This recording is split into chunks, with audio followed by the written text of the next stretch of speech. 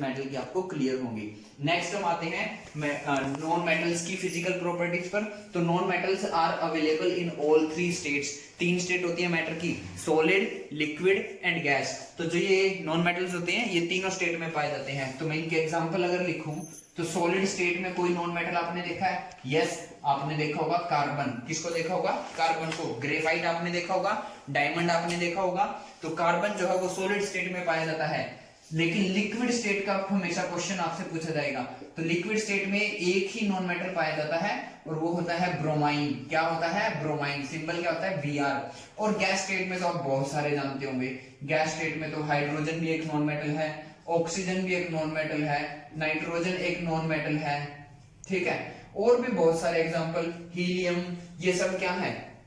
Non metals हैं। तो देखो सॉलिड स्टेट में भी पाए जाते हैं, लिक्विड स्टेट में ब्रोमाइन नॉन मेटल पाया जाता है, और गैस स्टेट में हाइड्रोजन, ऑक्सीजन, नाइट्रोजन बहुत सारे होते हैं। तो तीनों स्टेट में एग्जिस्ट करते हैं नॉन मेटल्स। नेक्स्ट आता है non metals are brittle. Brittle word का मतलब है कि अगर आप नॉन मेटल्स पर फोर्स अप्लाई करके उनकी शेप को चेंज करना चाहोगे तो उनकी शेप चेंज नहीं होगी। मेटल्स की शेप चेंज हो जाती है। ज्वेलरी को देख लीजिए, आयरन को देख लीजिए। आयरन को हम जब चाहे जैसी मर्जी चाहे पिघलाकर मेल्ट कर कर नई शेप दे सकते हैं, बट नॉन मेटल के साथ ऐसा नहीं होता। नॉन मेटल पर अगर आप फोर्स लगाओगे तो वो टूट जाएंगे बट वो चेंज नहीं होंगे। जैसे देखो ये प्लास्टिक है, ये नॉन मेटल है, आप इस पर फोर्स लगाकर इसकी शेप चेंज करना चाहोगे तो क्या होगा?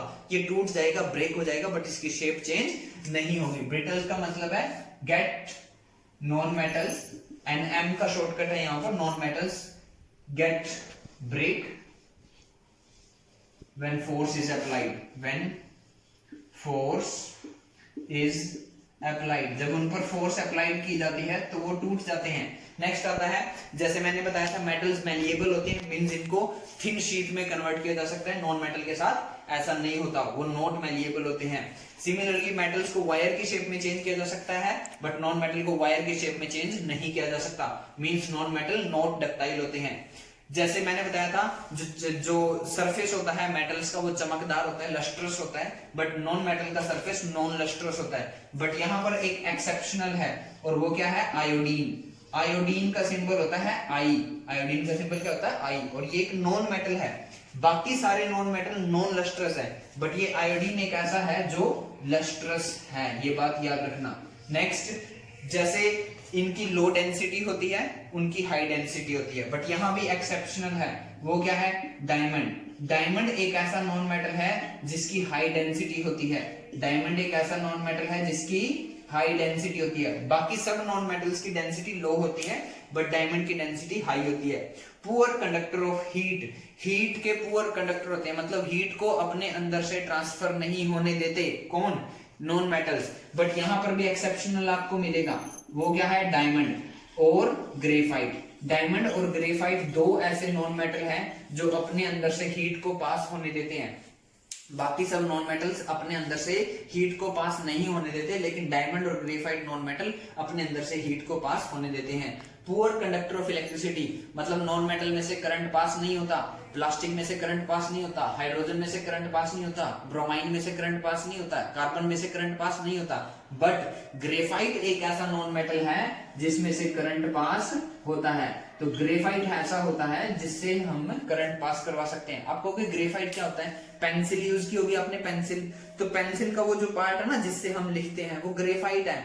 या आपने छोटा सेल देखा हो जो रिमोट वगैरह में, बैटरी वगैरह में, रेडियो वगैरह में डलता है, तो अगर आप उस सेल को ब्रेक करोगे तो उसके अंदर से जो एक रोड निकलेगी चौक शेप में ब्लैक कलर की, वो ग्रेफाइट है।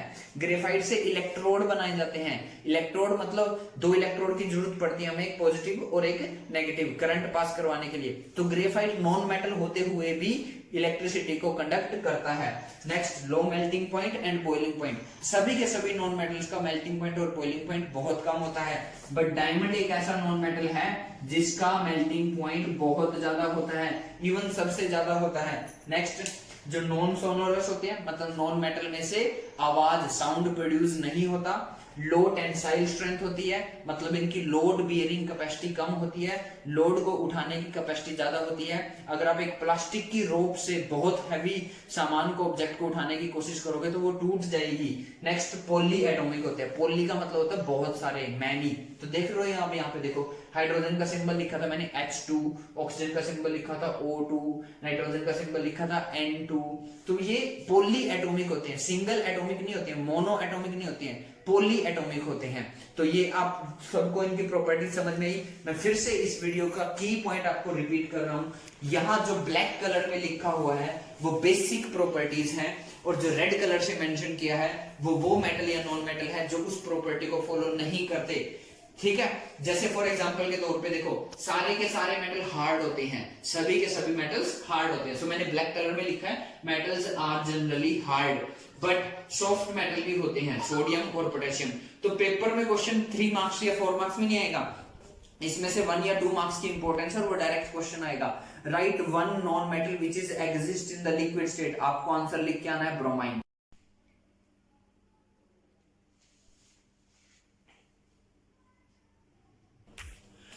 आज की इस वीडियो में इतना ही। इस वीडियो का स्क्रीनशॉट लो, अपनी कॉपी में नोट करो। Thank you.